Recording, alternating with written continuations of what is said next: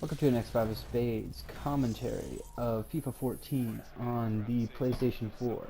And I'm a little bit behind the times here, but I've been working at it, and I've finally come up with a short list of things that I'd like to see improved for FIFA 15 via FIFA 14 on the next gen versus the FIFA 14 on the PS3.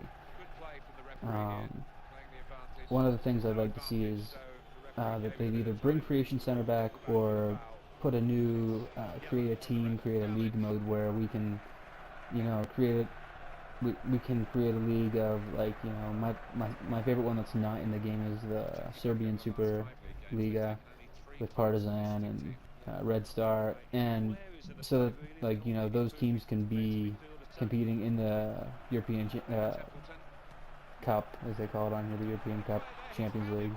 That was a close miss right there by me.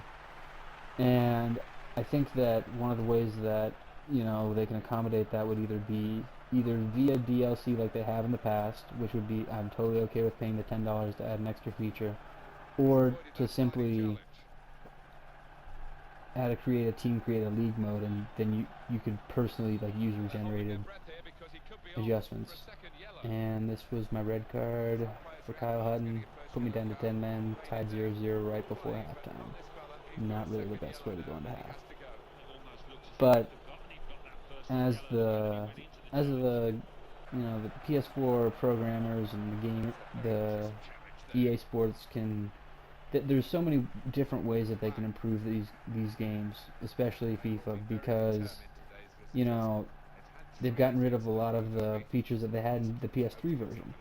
In FIFA 14, to FIFA 14 on the PS4, like, there is no tournament mode, there's no creation center, there's, you know, uh, it feels like the career mode is exactly the same as it is on the PS3, and so for me right now, buying the PS4 version, it's it feels like a rip-off because it's exactly the same game with slightly, some people say that there's a lot better graphics, but for me, I mean, it's not worth the extra $60 I spent twice.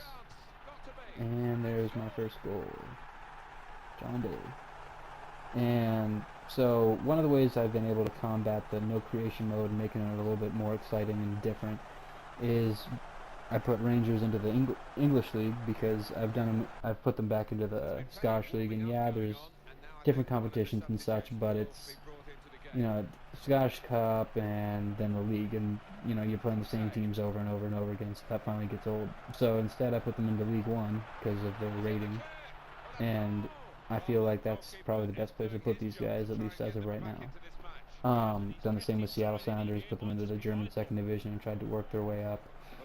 And it brings a different aspect to the game with you can put them playing in the FA Cup and the Johnson Pate Trophy. There's just different competitions for you to play in when you move your teams into different leagues. That right there, I thought was going to cost me the game. That was a very close call. I think that should have been a penalty, but I'll take it. Another thing I'd like to see them improve is basically how the referees work in the game, and that sealed it for me. How the referees work in the game.